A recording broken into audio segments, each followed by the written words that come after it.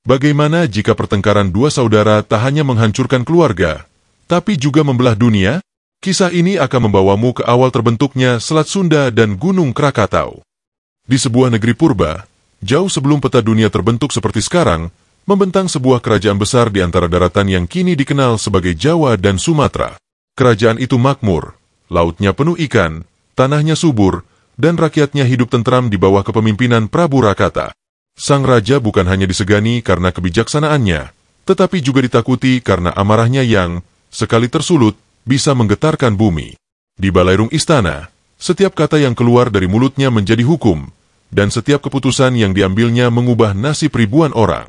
Meski begitu, di balik wibawanya, tersimpan satu kegelisahan yang tak pernah sirna, dua putranya yang kelak akan menjadi penerus tahta. Pangeran Sura, sang sulung, memiliki pembawaan tegas, keras kepala, dan ambisi yang membara di matanya. Sedangkan Pangeran Jata, adik bungsu, dikenal cerdik, tenang, dan lihai dalam berpolitik. Keduanya tumbuh dibekali ilmu perang, strategi, serta kesaktian dari guru-guru terbaik. Namun di balik bakat mereka, tersembunyi sifat yang serupa, keinginan kuat untuk menjadi raja. Selama bertahun-tahun, mereka bersaing dalam segala hal, dari turnamen memanah hingga adu strategi di medan tempur latihan. Persaingan itu awalnya hanya hiburan bagi istana, namun lama-kelamaan, mulai terasa tajam bagai bilah pedang yang siap mengiris. Awal mula keretakan itu sebenarnya kecil, hanya tentang siapa yang lebih pantas memimpin pasukan timur. Namun bisikan-bisikan licik dari para penasihat yang mencari keuntungan pribadi membuat api itu membesar. Kau lebih layak, ujar satu pihak kepada Sura, sementara pihak lain membisikkan hal serupa kepada Jata. Kata-kata itu menyalakan bara iri yang tersembunyi di hati masing-masing.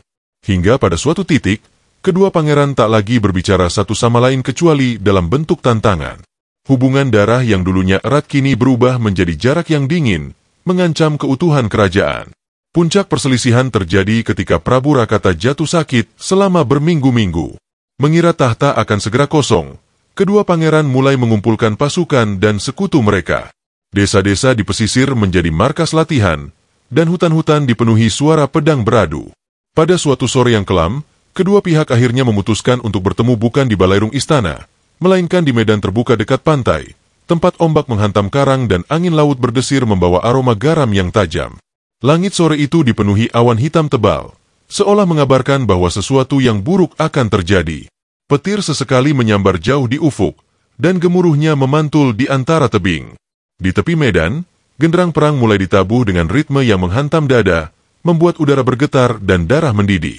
Pasukan Pangeran Sura berdiri kokoh dengan tombak-tombak terangkat, sementara pasukan Pangeran Jata memegang pedang berkilat, mata mereka menatap lawan dengan kebencian yang tak lagi bisa disembunyikan.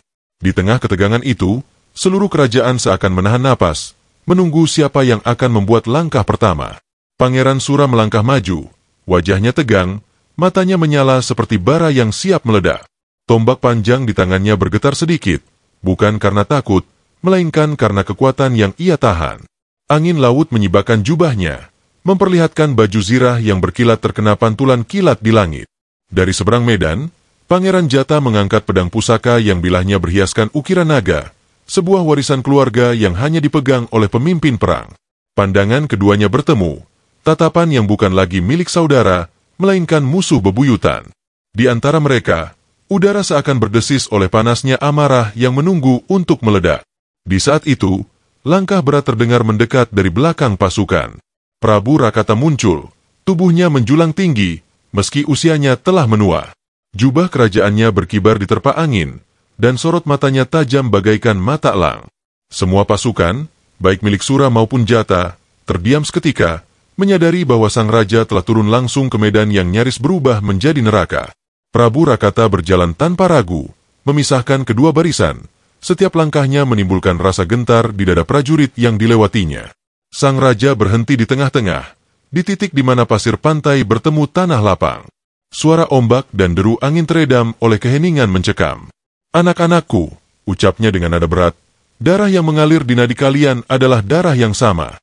Tetapi hari ini, kalian berdiri di sini untuk saling membunuh." Kata-kata itu menggema, namun tak seorang pun bergerak.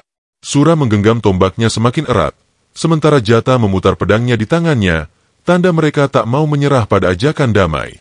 Melihat tatapan keras kepala kedua putranya, hati Prabu Rakata mulai dipenuhi bara. Napasnya terengah, bukan karena lelah, melainkan karena amarah yang terus naik.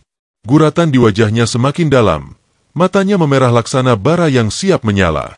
Kilat menyambar di belakangnya, membuat siluet tubuhnya tampak lebih besar dan mengerikan. Tanah di bawah kakinya bergetar halus, seolah merasakan getaran amarah sang penguasa. Beberapa prajurit mulai mundur setapak, merasakan bahwa sesuatu yang besar akan terjadi. Kalian ingin memecah kerajaan ini? Baik. Suaranya menggelegar seperti ribuan genderang perang dipukul bersamaan. Kalau begitu, akan kupisahkan kalian selamanya. Kalimat itu bagaikan mantra yang membangkitkan kekuatan gaib. Ombak mendadak meninggi, angin berputar membentuk pusaran debu di medan perang. Semua mata tertuju pada sang raja, yang kini berdiri tegap, kaki menghentak bumi dengan kekuatan yang tak dimiliki manusia biasa. Di saat itu, dunia seakan berhenti, menunggu letusan kemarahan yang akan mengubah segalanya. Dengan hentakan kaki Prabu Rakata, bumi berguncang hebat. Suara ledakan terdengar dari dalam tanah, seperti ribuan batu besar saling bertumbukan di perut bumi. Pasir di pantai berhamburan, pepohonan tumbang, dan burung-burung berterbangan panik. Prajurit dari kedua pihak terhuyung, beberapa jatuh tersungkur dan tak mampu berdiri kembali. Getaran itu terasa hingga ke desa-desa jauh di pedalaman. Laut yang tadi bergelombang tenang, kini membentuk riak besar, seakan laut pun terkejut oleh kemarahan sang raja. Retakan raksasa terbuka di tengah medan, membentang dari garis pantai hingga ke daratan. Dari celah itu terdengar suara bergemuruh, seperti erangan bumi yang terluka.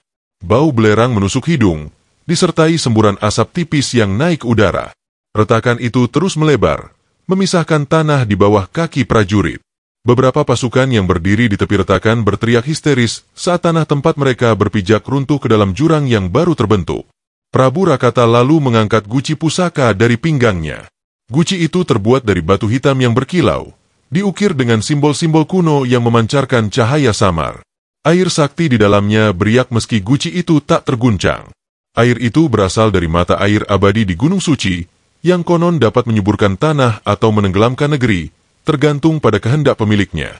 Dengan sorot mata penuh tekad, sang raja mengangkat guci itu tinggi-tinggi ke atas kepalanya. Dalam satu gerakan yang mantap, ia menuangkan seluruh isi guci ke dalam retakan bumi yang membelah kedua pasukan.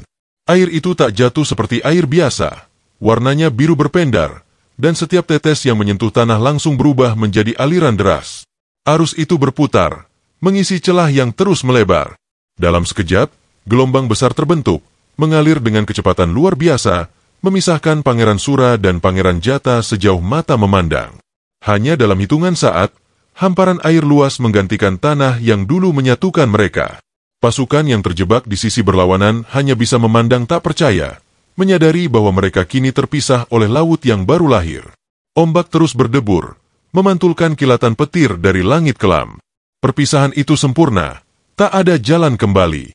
Selat yang kelak dikenal sebagai Selat Sunda kini mengalir di antara dua daratan, menjadi batas abadi antara dua saudara yang pernah bersatu. Setelah menuangkan seluruh air sakti, Prabu Rakata memandang guci kosong itu. Matanya yang masih memerah memantulkan cahaya kilat yang membelah langit. Tanpa berkata apapun, ia berjalan ke titik retakan yang belum sepenuhnya terendam air. Dengan perlahan, ia meletakkan guci pusaka itu di sana, seakan menanam sebuah benih yang hanya ia tahu akan tumbuh menjadi apa. Pasir dan batu mengelilinginya, lalu guci itu mulai tenggelam, menghilang di balik gumpalan asap tipis yang keluar dari tanah. Tak lama setelah guci itu lenyap dari pandangan, bumi bergetar lagi, kali ini lebih dahsyat.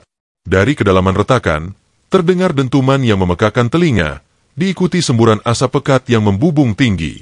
Tanah di sekitar tempat guci ditanam terangkat perlahan, membentuk gundukan raksasa. Suara letusan dan gemuruh bercampur menjadi satu, membuat pasukan yang masih bertahan di tepi hanya bisa memandang dengan mata terbelalak. Gundukan itu terus meninggi, dan dari puncaknya menyembur lahar merah pijar, memuntahkan batu-batu panas yang melesat ke langit sebelum jatuh menghujani laut di sekitarnya. Suhu udara meningkat tajam, membuat keringat mengalir deras di wajah para prajurit meski hujan mulai turun. Asap hitam membentuk pusaran besar di langit, seolah menarik seluruh pandangan ke satu titik, gunung api yang lahir dari murka Prabu Rakata. Rakyat yang melihat dari kejauhan hanya bisa berlutut, memohon ampun pada para dewa. Mereka tahu, gunung itu bukan sekadar fenomena alam, melainkan kutukan yang membawa pesan. Setiap dentuman letusan adalah peringatan. Setiap semburan lava adalah hukuman bagi mereka yang membiarkan keserakahan menguasai hati.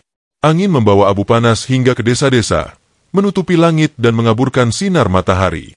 Sejak hari itu, gunung tersebut dikenal sebagai Krakatau, menjulang gagah di tengah Selat Sunda yang baru terbentuk. Ia berdiri sebagai saksi bisu perpecahan dua pangeran, dan sebagai monumen kemarahan seorang raja yang kekuatannya mampu memisahkan daratan dan membentuk gunung berapi. Dentumannya menjadi legenda yang diceritakan turun-temurun, agar generasi mendatang mengingat bahwa keserakahan dan pertikaian dapat mengguncang dunia secara harfiah.